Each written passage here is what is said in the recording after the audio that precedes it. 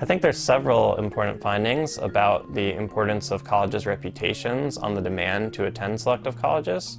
The first novel finding we have is that quality of life reputations matter. So they matter at various stages of the search process.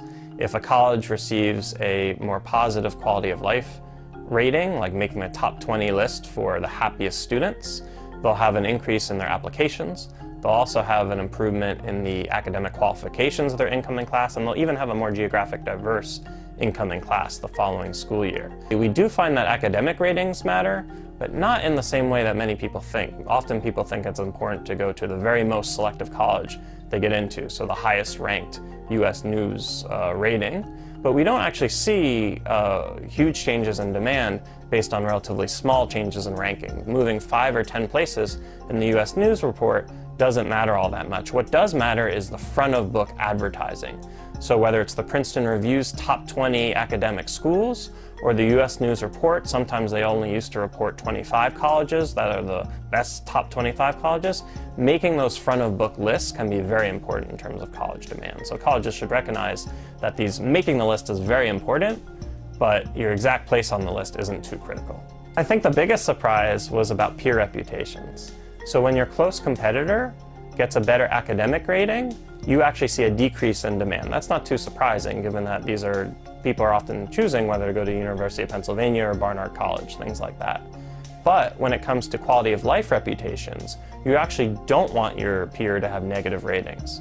So if a close peer makes Princeton Review's top 20 list for unsightly campuses or unpopular campuses, then all of a sudden you're going to also see a dip in your application. So I think what this speaks to is that colleges might want to consider doing joint recruitment in the early stages, especially to target people from geographically distant locations that might not know as much about the quality of life that their schools have to offer. You don't want to have too much importance on academic ratings, like quality of life reputations and the fit between a student and the overall experience at a college can be really important. This ties into recent economics research showing the advantages that some of the benefits you get from going to higher education are these non-pecuniary benefits, things about enjoying life and consuming valuable things in life. So even 10 years later, after you've graduated from a college, the experience that you've had in college could influence how much you enjoy the arts or how much you're able to enjoy the amenities in a city or your social and professional advancement in ways that aren't necessarily linked to the selectivity of a college or the set academic rating of a college. So both things are very important, the quality of life, the general experience you have, and the academics in college. So for policy, I think it shows, given that these ratings and reputations can be important, there's not much oversight now of how these ratings are determined, and they're not really necessarily determined in an objective way.